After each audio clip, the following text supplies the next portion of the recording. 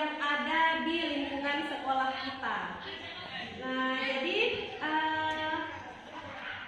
menurut yang sudah saya dapatkan informasi dan mungkin Bapak Ibu sekalian juga sudah pernah mendengar hal seperti ini sebelumnya. Jadi ketika kita akan membuat sebuah program dalam sekolah, itu kita pertimbangkan dulu aset yang ada di sekolah kita. Nah, mungkin banyak aset yang ternyata selama ini kita punya, tapi belum kita berdayakan secara maksimal dalam menyusun program sekolah. Baiklah, saya coba memaparkan beberapa aset yang ada, jenis-jenis aset yang nantinya bisa kita berdayakan. Nah, ini adalah jenis-jenis aset yang ada. Pertama itu modal manusia, modal sosial, modal fisik, modal alam, modal finansial, modal politik, dan modal agama atau budaya. Nah, jika kita melihat aset, kata aset atau modal berarti itu kan hal-hal positif ya, hal baik yang bisa kita manfaatkan, yang dapat menipu. Nah, modal manusia itu adalah manusia-manusia yang ada yang berkaitan erat dengan sekolah. Menurut Bapak Ibu, modal manusia apa yang kita punya di SMP Negeri 1 Bagan Sinembah Raya ini? Iya, Bu Hotma. Assalamualaikum warahmatullahi wabarakatuh. Waalaikumsalam warahmatullahi wabarakatuh. Nah, menurut saya mengenai dengan modal manusia, menurut saya guru yang ada di sekolah kita termasuk modal manusia yang sudah sesuai dengan kompetensi masing-masing. Contohnya misalnya seperti saya berasal dari sarjana pendidikan bahasa Inggris dan mengajar bahasa Inggris di sekolah ini. Oh iya benar sekali ya Bu ya. Jadi kita punya modal manusia yaitu guru yang berkompeten ya Ibu-ibu ya. Selain itu ada lagi modal manusia lain yang berkaitan dengan kita. Contohnya kita kan punya komite. Nah, komite sekolah itu ada kan sumbangsinya terhadap kita, terhadap sekolah ini. Komite sekolah.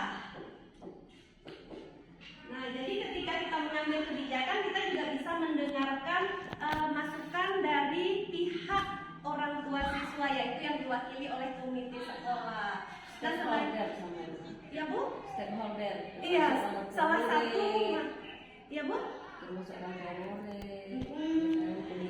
komite dan masyarakat sekitar. Ya, masyarakat sekitar kita juga peduli. Misalnya mereka itu ada melihat anak kita keliaran atau keluyuran di jam sekolah. Pernah ya kejadian mereka itu menginformasikan ke kita, ini loh saya ketemu anak-anak sekolah seperti itu. Dan itu juga lingkungan masyarakat sekitar ini termasuk aset kita. Nah, jadi kita bisa pertimbangkan mereka, keberadaan mereka sebelum kita mengambil keputusan dalam membuat program. Selain itu, salah satu yang paling penting aset manusia yang ada di sekolah kita, yaitu pimpinan sekolah kita. Benar kan? Iya, kepala sekolah. Jadi kepala sekolah yang kompeten di bidangnya, kepala sekolah yang pastinya sudah memiliki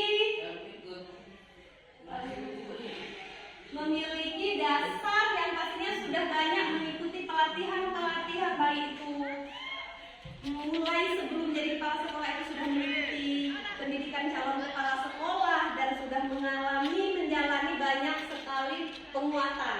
Harusnya di posisi atas terletaknya Bapak ya, urutan ya kepala sekolah ini juga termasuk salah satu aset yang paling penting di dalam sebuah sekolah. Lalu kita ke modal sosial. Modal sosial kita selama ini sangat didukung oleh keberadaan puskesmas. Adanya sumbangsi pihak puskesmas itu ke sekolah kita. Ada ya. Misalnya waktu mereka itu memberikan vitamin A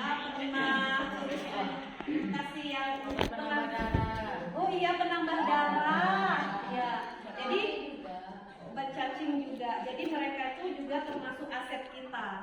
Nah, jadi kita boleh aja sih membuat program apa, misalnya kita adakan aja program penyuluhan kesehatan misalnya mengenai narkoba, kita undang mereka. Tidak harus dari mereka aja, tapi dari kita ya, ibu-ibu puskesmas. Ada lagi kita kemarin juga bekerja sama, atau bahkan kita bisa menjalin kerjasama. Kemarin ada tawaran untuk kalau mau latihan baris berbaris atau upacara PBB dari Satpol PP. Ternyata kita bisa memanfaatkan mereka untuk membuat sebuah program. Kepolisian juga. Dari Babinsa dan kepolisian.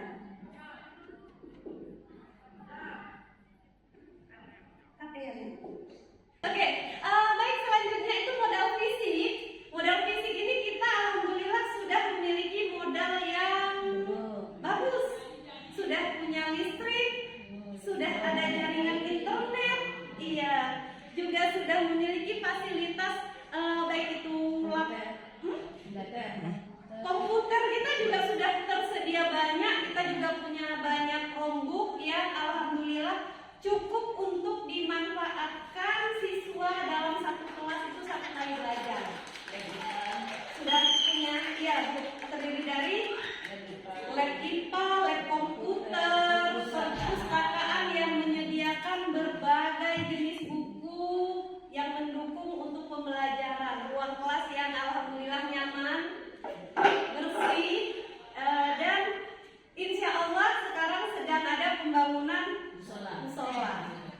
Ya, semoga suatu hari nanti juga akan dibangun ruang khusus untuk ibadah agama Kristen. Mana tahu suatu hari bisa terrealisasi ya. Jadi kan kita punya harapan besar. Tapi yang jelas sekarang kita juga sudah memiliki bangunan-bangunan fisik yang dapat menunjang pembelajaran. Selanjutnya modal alam. Nah, alam kita ini berada di alam pedesaan yang bersih tanpa adanya polusi. Selain itu kita punya, ini yang paling kita banggakan, kita punya hutan sekolah, dan belum tentu semua sekolah di Rokan Hilir ini memiliki hutan sekolah, dan itu menjadi sumber belajar yang bisa menjadi laboratorium alam, begitu ya bahasanya ya dulu IPA ya, laboratorium alam. Jadi siswa bisa mengenal berbagai jenis tumbuhan di sana, bisa spesifikasinya, nama latinnya, manfaatnya, dan lain-lain. Selanjutnya kita punya modal finansial. Jadi modal finansial kita itu aja bukan hanya bersumber dana BOS, bantuan operasional sekolah, tapi alhamdulillahnya lagi sekolah kita memiliki kantin. Nah, kantin itu mereka sumbangsi untuk kita juga, walaupun jumlahnya tidak terlalu besar, tapi itu kita rasakan untuk kita memajukan program sekolah kita. Nah, selanjutnya ada nggak Bapak Ibu sekalian yang tahu atau yang ingin menyampaikan modal finansial lain selain BOS dan kantin? Modal kita juga ya bisa kita manfaatkan untuk menyusun sebuah program, mendukung kita untuk melaksanakan program. Iya, kita punya lahan sawit. Lahan sawit itu selain kita bisa sebut dia sebagai modal finansial, juga sebagai modal alam sebenarnya. Modal alam bisa jadi tempat mereka belajar.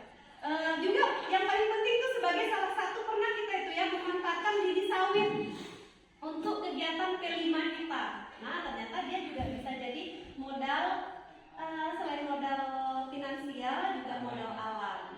Selanjutnya modal politik, ini paling kita rasakan. Modal politik kita dapat dukungan dari anggota DPRD.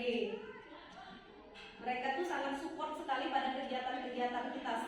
Hampir setiap acara besar kita mereka selalu datang, memberi masukan, memberi motivasi kepada anak-anak, juga pernah modal finansial juga mereka juga menyumbangkan kepada kita dalam pembangunan musola, bahkan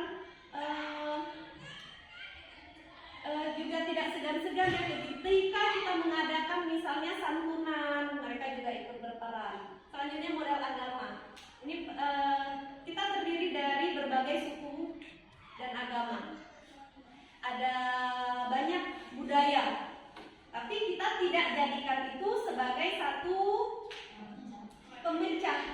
manusia, tidak jadikan satu pemecah, tapi malah anak-anak justru jadi paham. Yang muslim jadi paham peribadatan yang non-muslim. Dan sekarang sampai saat ini kita lihat juga ketika bulan Ramadan tuh dengan toleransi yang tinggi itu yang non-muslim juga nggak mau mereka jajan di sekolah kita. Mereka juga menahan diri untuk tidak makan di depan teman-temannya, dan itu juga sebuah aset yang bisa kita kembangkan untuk program-program kita yang akan kita buat di masa yang akan datang.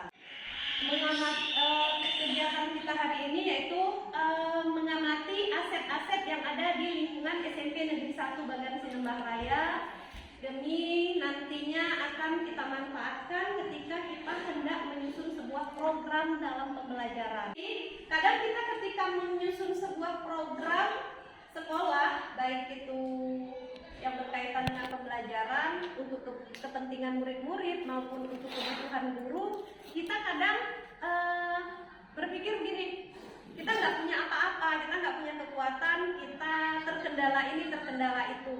Tapi tanpa kita sadari kita punya aset. Kadang kita berpikir gini, nggak bisa membuat ini karena nggak ada pendukungnya begitu. Tapi setelah kita amati di sekitar kita, bisa jadi kita banyak sekali aset yang kita miliki tapi belum kita manfaatkan secara maksimal.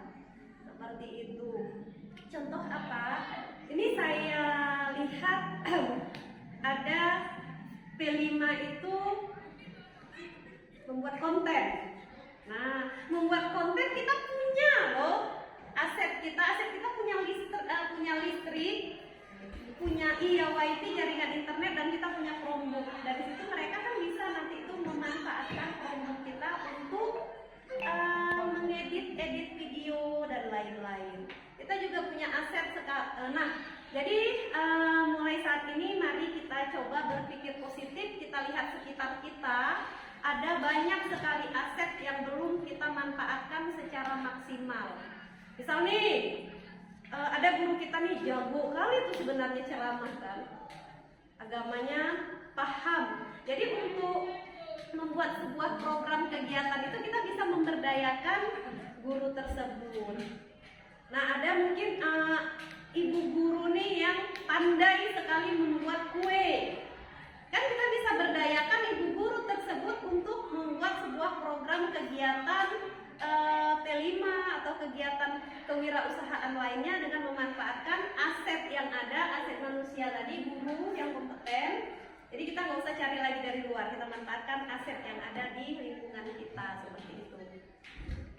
Baiklah, demikian untuk saran dari saya. Selanjutnya, akhirnya saya ucapkan terima kasih untuk yang hadir pada hari ini, dan akhirnya saya ucapkan Assalamualaikum warahmatullahi wabarakatuh dan selamat pagi.